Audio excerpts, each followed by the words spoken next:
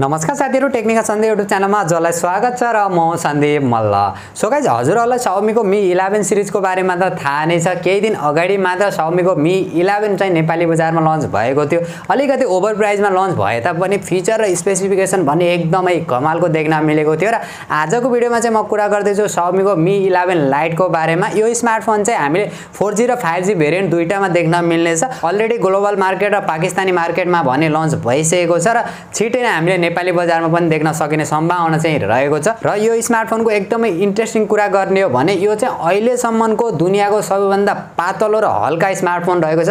एकदमै slim smartphone रहेको छ, एकदमै कमालको डिजाइन गरिएको छ। सो आज यसैको बारेमा कुरा गर्ने छु, के फिचर स्पेसिफिकेसन देख्न सकिनेछ र हाम्रो नेपाली बजारमा चाहिँ कहिलेसम्म देख्न सकिनेछ र के कति प्राइससम्म चाहिँ नेपाली बजारमा देख्न मिल्नेछ, सम्पूर्ण जानकारी दिनेछु र भिडियो अन्तिमसम्म हेरेर जानकारी लिनु होला। र यदि आजको भिडियो चाहिँ हजुरलाई मन पर्यो भने भिडियोलाई लाइक गरेर तलपट्टि देख्न सक्नुहुन्छ रातो बटन, त्यसलाई थिचेर च्यानल सब्स्क्राइब गर्नु होला। ओके, सो गाइज, अब चाहिँ ढिला नगरी आजको भिडियो सुरु गर्न चाहन्छु र Xiaomi को Mi 11 Lite को बारेमा कुरा गर्ने हो भने सबैभन्दा पहिला चाहिँ म यसको डिजाइन, डिस्प्ले र बिल्ड क्वालिटीबाट सुरु गर्न चाहन्छु। 6.55 इन्चको फुल एचडी प्लस एमोलेड डिस्प्ले देख्न सकिन्छ, जसमा 90 हर्ट्ज को रिफ्रेश रेट देख्न सकिन्छ भने 240 हर्ट्ज को चाहिँ टच स्याम्पलिङ रेट देख्न सकिन्छ। अगाडि पछाडिपट्टिको डिजाइन पनि एकदमै बवाल देख्न सकिन्छ, ग्लोसी डिजाइन देख्न सकिन्छ। पछाडिपट्टिको डिजाइन चाहिँ कम्पनीले ग्लासले चाहिँ गरेको छ भनेको छ, तर यसको डिजाइन चाहिँ ग्लास स्टिकले गरिएको छ। इन्ट्रेस्टिङ नै मान्न सकिन्छ। कोर्निङ गोरिल्ला ग्लास 6 को प्रोटेक्सन रहेको छ। एकदमै पातलो र एकदमै स्लिम स्मार्टफोन रहेको छ। यसको थिकनेस र यसको वेटको बारेमा कुरा गर्ने हो भने 159 ग्रामको चाहिँ यसको वेट देख्न सकिन्छ, जो एकदमै हल्का स्मार्टफोन रहेको छ। 6.81 mm को चाहिँ थिकनेस देख्न सकिन्छ। ओभरअलमा एकदमै कमालको रहेको छ। र सफ्टवेयरको बारेमा कुरा गर्ने हो भने एन्ड्रोइड 11 देख्न सकिन्छ, जो MIUI 12.5 out of the box. Android experience पनि एकदमै कमालको देख्न सकिनेछ। र प्रोसेसरको बारेमा कुरा गर्ने हो भने 4G र 5G मा चाहिँ अलिकति फरक चाहिँ देख्न मिलेको छ। जो 5G मा चाहिँ हामीले क्वालकमको स्न्यापड्रागन 750G चिपसेट प्रोसेसर देख्न सकिन्छ, जो 5 नैनोमिटर फेब्रिकेसन र 64 बिट आर्किटेक्चरमा चाहिँ बनेको छ। र CPU र GPU को बारेमा कुरा गर्ने हो भने Cryo 670 octa कोर CPU देख्न सकिन्छ भने Adreno 642 GPU देख्न सकिन्छ। पावर एफिसिएन्सी एकदमै बवाल देख्न सकिन्छ। गेमिङका लागि त्यस्तो बवाल नभए तापनि अरु फिचर स्पेसिफिकेसन एकदमै कमालको देख्न सकिनेछ। र यसको 4G भेरिएन्टमा भने हामीले क्वालकमको स्न्यापड्रागन 732G चिपसेट प्रोसेसर देख्न सकिन्छ। यो पनि प्राइसिङलाई हेर्ने हो भने ठिकठाकको यसमा हामीले गेमिङ परफर्मेन्स देख्न सकिन्छ। पावर एफिसिएन्सी पनि एकदमै कमालको नै देख्न सकिन्छ। यसको पनि CPU र GPU को बारेमा कुरा गर्ने हो भने Cryo 470 octa कोर CPU र Adreno 618 GPU देख्न सकिन्छ। र LPDDR4X RAM र UFS 2.2 को स्टोरेज देख्न सकिन्छ। र क्यामेराको बारेमा कुरा गर्ने हो भने पछाडिपट्टि 3 वटा क्यामेरा देख्न सकिन्छ, जो मेन क्यामेरा 64 मेगापिक्सलको प्राइमेरी सेन्सर र सेकेन्ड क्यामेरा 8 मेगापिक्सलको अल्ट्रा वाइड सेन्सर र थर्ड क्यामेरा चाहिँ 5 मेगापिक्सलको टेलिफोटो लेन्स देख्न सकिन्छ भने यसको जुन अगाडिपट्टिको सेल्फी क्यामेरा भने 20 मेगापिक्सलको देख्न सकिन्छ। हामीले 4G र 5G मा same to same camera feature क्वालिटीहरु देख्न मिल्छ। साइड माउन्टेड फिंगरप्रिन्ट सेन्सर देख्न सकिन्छ।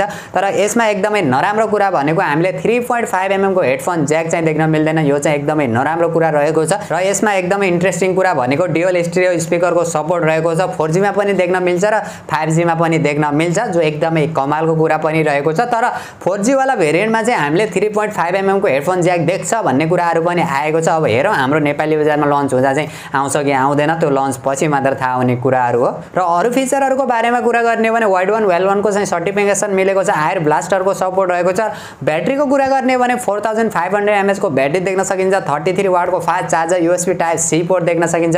ब्याट्री ब्याकअप चाहिँ अलिकति कम देख्न सकिन्छ। यो किनभने यो स्मार्टफोन एकदमै पातलो र एकदमै स्लिम भएको कारणले चाहिँ ब्याट्रीलाई चाहिँ अलिकति कम गरिएको छ। तर पनि फास्ट चार्जरको जुन कम्बिनेसन छ त्यसको कारणले चाहिँ हामीले ब्याट्री ब्याकअप चाहिँ ठिकठाकको देख्न सकिन्छ। एकदमै लाइट वेट स्मार्टफोनमा हामीले 4500 mAh को ब्याट्री पाउनु पनि हाम्रो लागि एकदमै ठुलो कुरा हुन जान्छ। सो एकदमै कमालको नै रहेको छ ब्याट्री ब्याकअप यसको थिकनेसलाई हेर्ने हो भने र यसको डिजाइनलाई हेर्ने हो भने। र भेरिएन्टको बारेमा कुरा गर्ने हो भने 4G र 5G मा चाहिँ अलिकति फरक रहेको छ। हामीले 5G मा भने दुईवटा भेरिएन्ट देख्न मिलेको छ, जो 6GB + 128GB र 8GB + 128GB वाला चाहिँ देख्न मिलेको छ। र यसैगरी 4G मा भने हामीले तीनवटा भेरिएन्ट देख्न मिलेको छ, जो 6GB + 64GB, 6GB + 128GB र 8GB + 128GB स्टोरेज वाला चाहिँ देख्न मिलेको छ। अब हाम्रो नेपाली बजारमा अब कुन भेरिएन्ट वाला लन्च हुन्छ त्यो चाहिँ अहिले भन्न सकिदैन, लन्च पछि मात्र थाहा हुन्छ। प्राइसिङको बारेमा कुरा गर्ने हो भने हाम्रो नेपाली बजारमा 4G लन्च हुन्छ या 5G लन्च हुन्छ यो चाहिँ कन्फर्म भएको छैन।